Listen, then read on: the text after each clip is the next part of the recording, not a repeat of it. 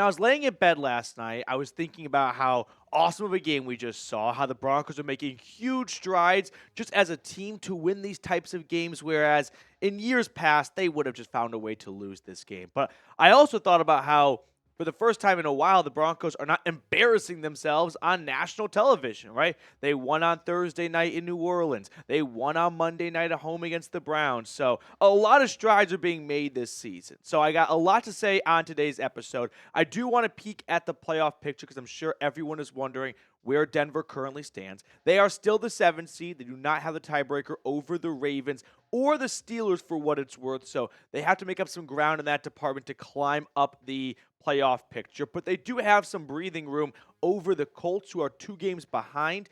Both teams, by the way, have a bye this upcoming week. So leave it to the NFL to kind of screw Sean Payton over, because most teams, when they have a bye, they get to play someone who played the week before, and the team on a bye is a 2-week advantage. Nope, not the case here. Denver and Indianapolis both go into their bye week.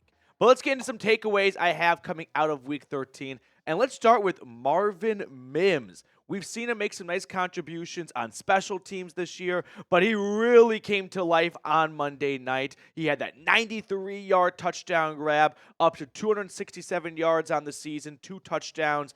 He had a weird start to the year of very few targets, getting outsnapped early on by like Devon Vele, who most fans was just trying to get to know at that stage of the season. But as of late, he's carved out a nice role for himself on offense. And it's not something that I think we should be overly surprised by, because if you are a special teamer and you play well on special teams, the reward is more on offense or defense. And for Mims, we are seeing that more come through on offense. But this is not something that we should be completely blown away by, because yours truly hinted at this as a real thing to watch for over the next couple of weeks, but most importantly, something that really could set Denver aside going into the playoffs. Here's what I said back on Sunday.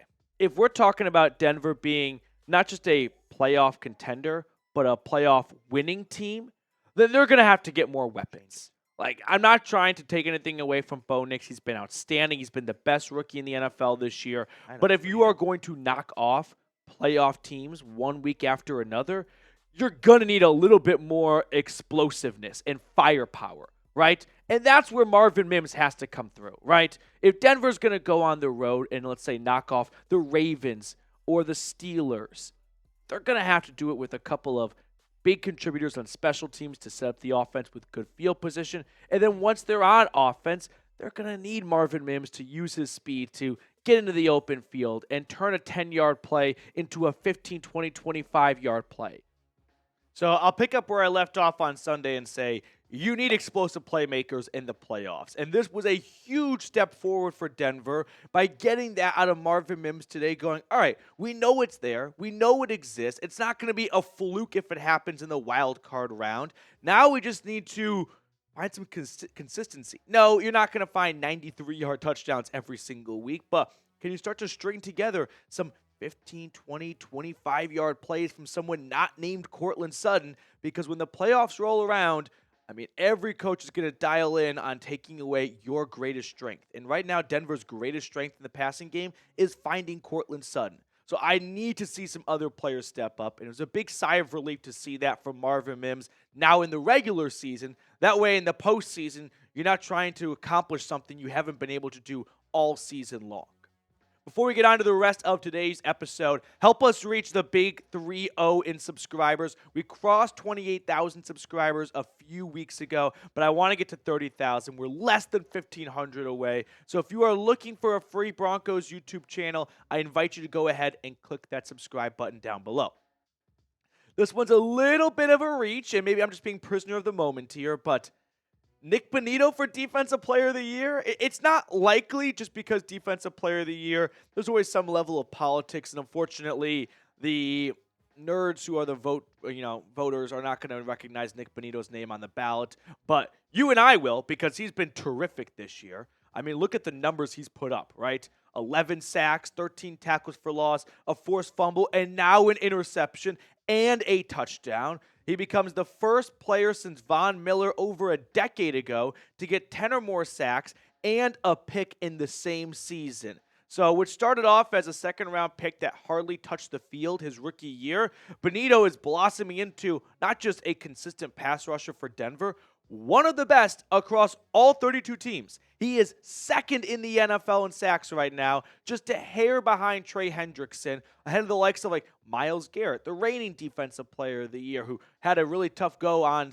Monday, just facing a ton of double teams. So kudos to the Broncos coaching staff for game planning for Garrett, which so many other teams failed to do, and then he completely single-handedly wrecks the opposing team's game plan. But if defensive player is going to be someone on the Broncos, it should be Pat Surtain.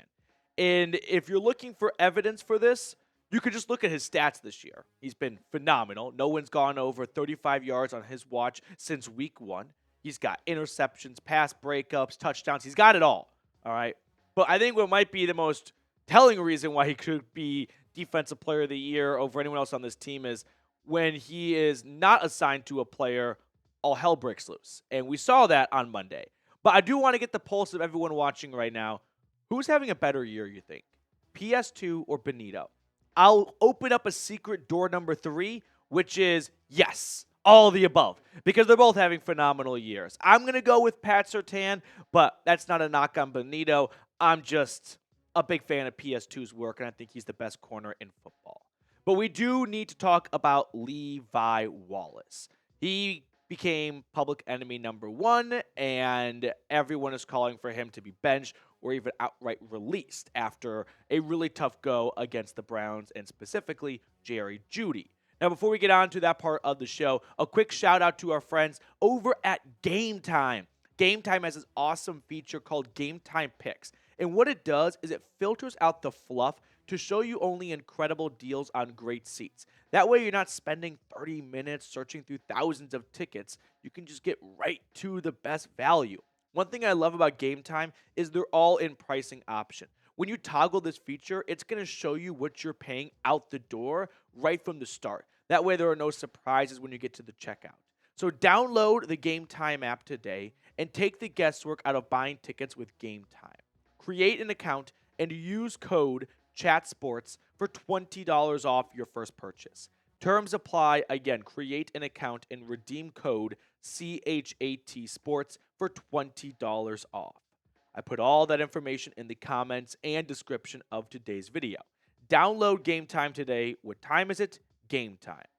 So looking over some of the film and the All-22 of this game this morning, I wanted to see who was responsible on all these huge, big plays from Jerry Jeudy. This is the very first play of the game for the Cleveland Browns, and it's Jerry Jeudy going for over 40 yards. Levi Wallace is in yellow at the top of the screen. This is a mixture of, I think, of a man and a zone defense. Like, you can see Pat Surtain running stride for stride with his guy at the 32-yard line. I don't know what Levi Wallace is doing. I mean, that's why I say it's a mixture of man or zone, because he appears to be playing a zone. Other guys are playing in man, and that's not too uncommon when you're trying to throw complex looks at offenses. But this just seems like a major brain fart and break in coverage for the very first play of the game. So Jeudy here, he's going to get a huge chunk of yards. It's not on Pat Surtain's watch. Let's fast forward a little bit. This was a missed opportunity by Cleveland. Jameis Winston overthrows Jerry Jeudy. He could have had this one is what? A 89-yard touchdown if he catches it, if it's on target. And then the 70-yarder later on in the game. But once again, Levi Wallace is trailing in coverage. He's a solid 5 steps behind Jeudy. And then this one is the 70-yard touchdown right after Marvin Mims' 93-yard touchdown. And Wallace even, more burnt than he was on the previous rep. So we are seeing that Levi Wallace in the middle of the field just can't keep up with these receivers. Keep him in the red zone. I mean, for starters, pray that you get Riley Moss back after the bye. But knee injuries can be tough to predict. So if Moss were to miss some time, because there is not just a regular season in line for Denver, there's a postseason as well. So you don't want to have a guy go down in a regular season game because you're being a little bit too aggressive. You got to plan for the future a little bit here. So I trust this coaching staff and Vance Joseph to take the full week of the bye if they don't have Moss after it, to get Wallace in a better position to succeed. At some point, if you just can't keep up with players, that's probably a sign that your time has come in the NFL. But for the time being, as a Band-Aid, no more Levi Wallace when you're in the middle of the field and there's a lot of green grass behind you and players can just run straight. When you're in the red zone, you have 1, 2, 3, 4 defenders. There's the actual defender, there's the 2 sidelines, and there's the back of the end zone. When you're at your own or the opposing 15, there's only 3 defenders. And you really missed that back one when you got Jerry Jeudy running right past you. So, Wallace, I am going to relegate you to strictly being a red zone corner. Rookie Chris Abrams-Drain, get ready to learn middle of the field because they're going to need you if Moss is not back. Third and final takeaway that I want to highlight on today's episode is the run game rising. Maybe. This might be just a little bit more like wishful thinking than anything else, but we did see some really good runs from Jaleel McLaughlin in what was, once again, a little bit of an underwhelming ground performance, but I think highlight reel Jaleel did string together some nice, impressive runs, especially in the second half where, hey, Bo Nix wasn't nearly at the top of his game. Like, he didn't have his fastball. He didn't have his best stuff. 2 interceptions. The first time he's thrown 2 picks in the same game since week 2. So it was nice to lean on Jaleel McLaughlin when Bo Nix wasn't playing at that superstar level that he had been playing at the previous weeks. Nix was still good, but not everyone's going to have their A++ stuff every single week. And so when that happens, a good team can kind of pick other people up by bringing a little bit extra to the table. But once again, the carousel continues at the Broncos running back and just ground game in general. Look at the leading rushers for Denver every single week this year.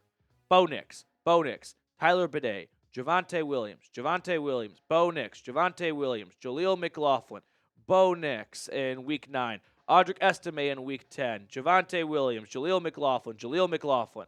I mean, no one can sit at the top. It's like Game of Thrones for running backs, basically. No one can stay at the top for more than 2 weeks. And Denver, by the way, are you ready for this? Has had a long stretch now without having a 100-yard rusher. But this is a concern for me. I mean, when the playoffs get here and the games get close and Denver's got a lead, what my nightmare is for this team is if they're up 3 or 4 points and they've got the football with 3 minutes to go and they can't run for a first down and they have to punt it to Josh Allen or Patrick Mahomes. What do you think is going to happen? Because that's the path they're on right now for the first round of the playoffs, is as the 7 seed playing the loser between the Bills and the Chiefs. And we've all seen this movie 100 times. If the Broncos can't get a first down on the ground and Mahomes and Allen get to be the heroes because they get the ball at the end of the game, we can all circle back to this moment right here of this is a concern. Some trivia, by the way. Maybe you've already seen this question. Who was the last Broncos player to rush for 100 yards? It's depressing. You can pause the video and think about it. It's been a little bit of a time. Let's rewind all the way to Week 18, 2022. Tavius Murray, 15 carries, 103 yards. He would have 2 games in 2022 over 100 yards. So from 2022, 2023, and nearly all of 2024, so we'll call it nearly 3 seasons, only 1 player for Denver has rushed for over 100 yards. It's happened twice, and his name is Latavius Murray. This has to be the biggest to-do for Denver in the offseason. Is the tight end room much better? No. Is the tight end room as valuable as the running back room? Heavens no. Ashton Genty, please be a Bronco. I'm begging the Paytons to go out and get what is a loaded running back class in the draft, one of these rising stars. Before we get on out of here, I do want to show some love to the Blue and Orange Club. We had a really fun watch party. I appreciate everyone that tuned in for it. We added a couple of new members to the club. How about Daniel Castro and Charles Pommels Jr.? Daniel and Charles, thank you guys so much for going really above and beyond. Daniel especially bringing the boom, so to speak, because he, if you watch the watch party, you know what he was able to do. So appreciate both of you guys for supporting the channel. And if you have not subscribed yet, make sure to do so. Hit that thumbs up button on your way out, and I'll see everyone later.